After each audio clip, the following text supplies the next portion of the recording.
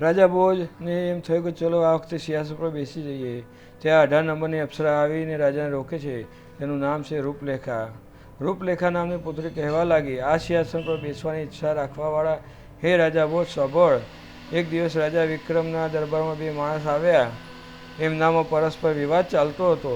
એક કહેતો હતો કે જ્ઞાન મોટું, બીજો કહેતો હતો કે મન મોટું. બંને નિર્ણય કરી શકતા ન હતા. વિવાદ વધતો ગયો. અંતે બંને રાજા વિક્રમ પાસે નિર્ણય કરવા આવ્યા. વિક્રમે બંનેની વાત સાંભળી. રાજન, જ્ઞાન વગર ભલા મન શું કરી શકે? જ્યારે લોકોને જ્ઞાન છે કે રાજા વિક્રમના રાજમાં અપરાધ કરવા માટે સખત દંડ મળે છે, તો અપરાધી પોતાના મનનું કહ્યું નથી માની શકતો. આ રીતે જ્ઞાન મનથી મોટું અને પ્રબળ છે. બીજો વ્યક્તિ બોલ્યો, મનથી જ્ઞાન ઉત્પન્ન થાય છે અન્નદાતા. જો મન ન ઈચ્છે તો ભલા કોણ જ્ઞાન પ્રાપ્ત કરી શકે? તમારું મન ન હોય તો ભલા તમે પ્રજાનું કલ્યાણ કરી શકો? એટલે મનથી જ્ઞાન નાનું છે, મનથી જ્ઞાનથી મોટું છે, મન જ્ઞાનથી મોટું છે. રાજા વિક્રમે કહ્યું, તમે એક સપ્તાહ પછી આવજો, નિર્ણય મળી જશે. બંને ચાલ્યા ગયા. રાજા વિક્રમ બંનેની વાત પર વિચાર કરવા લાગ્યો. એ પણ નિર્ણય કરી શકતો ન હતો. મન મોટું કે જ્ઞાન, બંને એકબીજાથી ક્યાંક ને ક્યાંક ચડિયાતા દેખાતા હતા. 2 દિવસ વીતી ગયા. એવામાં એક બ્રાહ્મણ આવ્યો. એને વિક્રમને માટીનો એક ટુકડો આપતા કહ્યું, હે રાજા, આનાથી તમે જે કોઈ દિવાલ પર બનાવશો એ રાતે સજીવ થઈ જશે. સવારે પાછું હતું એવું ને એવું થઈ જશે. ટુકડો આપીને બ્રાહ્મણ ચાલો ગયો. એ રાતે રાજા વિક્રમ પોતાના શયનખંડની દિવાલો પર દેવી દેવતાના ચિત્ર બનાવ્યા. એ બધા સજીવ થઈ ગયા. એના દર્શન કરી રાજા કૃતાર્થ થયો. બીજી રાતે એણે અપ્સરાનું ચિત્ર બનાવ્યું, ગાયન વાદનના ચિત્ર બનાવ્યા.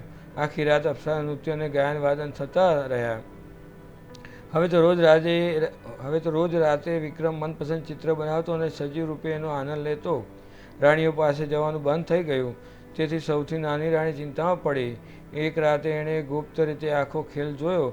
એ સમજી ગઈ. સવારે રાજા પાસે આવી માટીનો ટુકડો માગી લીધો અને દિવાલ પર નદીનું ચિત્ર બનાવી માટીનો ટુકડો રાજાને પાછો આપી દીધો. એ રાતે વિક્રમ મોડો પડ્યો. એ પોતાના શયનખંડમાં કોઈ ન બનાવી શક્યો. પણ એકાએક રાજમહેલમાં નદી નીકળી બધું પાણીમાં ડૂબવા લાગ્યું. વિક્રમ નદીના વામણામાં ફસાઈ ગયો. ત્યાં એ જ એણે વહેતાળને યાદ કર્યો. વહેતાળે આવીને વિક્રમને વણોમાંથી ઉગાર્યો અને નદીને બાંધી દીધી. વિક્રમે નાની રાણીને બોલાવીને પૂછ્યું, નદી તે બનાવી હતી? હા. મને તમારા ટુકડાનું જ્ઞાન થઈ ગયું તો મને બધું મિટાવી દેવાનું નદીનું વિચાર્યું. નદી સૌથી સારો ઉપાય હતો. મેં નદી બનાવી દીધી. વિક્રમે તરત માટીનો ટુકડો ભાગી નાખ્યો. એકાએક જાણે એને પોતાની સમસ્યાનો ઉકેલ મળી ગયો. સપ્તાહ પછી બંને આવ્યા અને વિક્રમ પાસે નિર્ણય માગ્યો. તો વિક્રમ બોલ્યો, સાંભળો, જ્ઞાન અને મનમાં કોણ મોટું છે એ ફેંસલો ખોટો છે. જ્ઞાન જ મન છે અને મન જ જ્ઞાન છે. બંને એકબીજાના પૂરક છે. એને અલગ ન કરી શકાય. બંને જોડિયા ભાઈ જેવા છે. વિક્રમનો નિર્ણય એકદમ ઠીક હતો. બંને સંતુષ્ટ થયા. હે રાજા ભોજ, આવી બુદ્ધિ તારી પાસે છે? જેની પાસે વિક્રમ જેવી બુદ્ધિ હોય એ જ આ સિંહાસન પર બેસી શકે. આટલું કહીને રૂપલેખા આકાશમાં ઉડી ગઈ.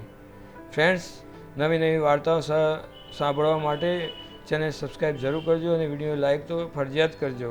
તો મળીએ નેક્સ્ટ વિડીયોમાં.